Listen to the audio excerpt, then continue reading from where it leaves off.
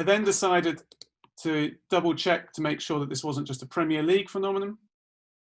And here are the shots and goals from the top 4 scorers from the same season in La Liga. So Messi, Benzema, Suarez and Aspas. Again, you can see the same pattern.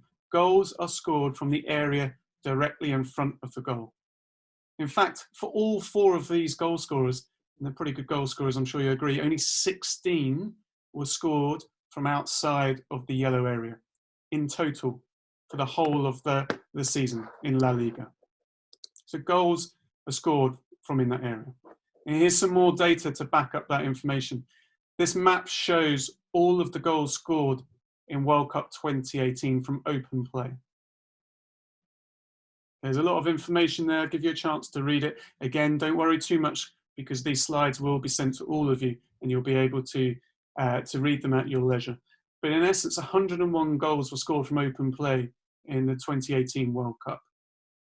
37 of them were scored in the golden or the orange or the slightly darker yellow area here, and another 10 were scored in this area.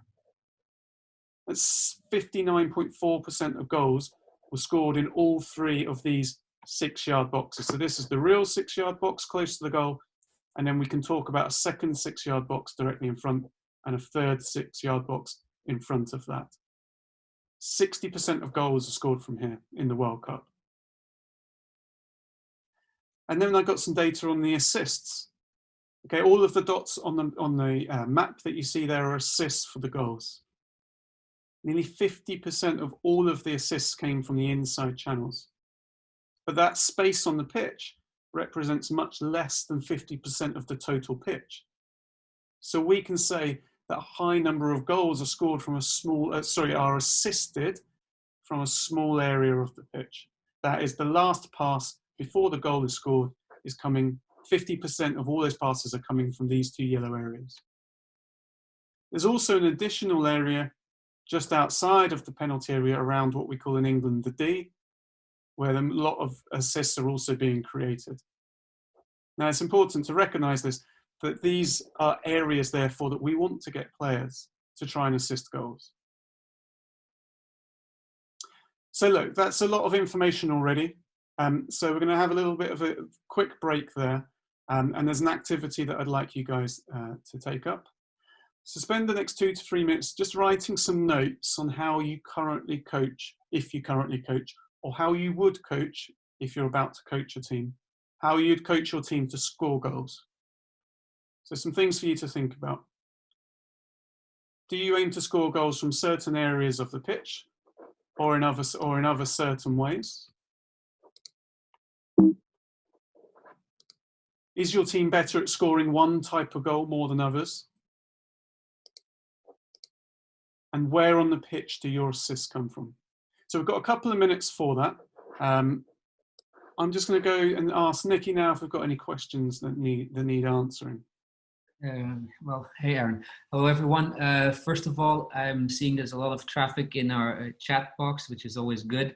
Some questions, some people giving remarks. Be sure to, when you type your response with type message here, above that it says to panelists and attendees. If you only set it to panelists and only Aaron and I can see it, if you do attendees as well, then everyone can see your remark.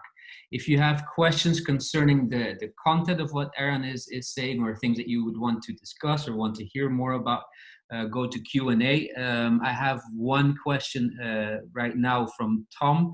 It's Tom from Dublin. Aaron, he says, with the 4 areas of the game being in possession, the transition and out of possession, I always include restarts as part of the game model. Do you include this? Absolutely. So restarts, which I would refer to as set pieces, are commonly thought of as set pieces. You think corners, free kicks, maybe penalties.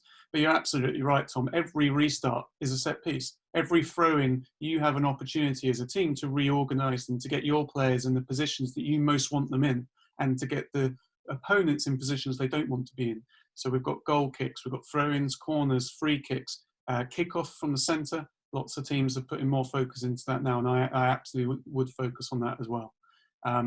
We've even seen some teams take penalties and decide to try and pass it, etc. happens incredibly rare, but even that can be an opportunity to try and confuse the opposition. So I couldn't agree more with you, Tom, and it forms a big part of my game model, and I'm sure a lot of other coaches as well.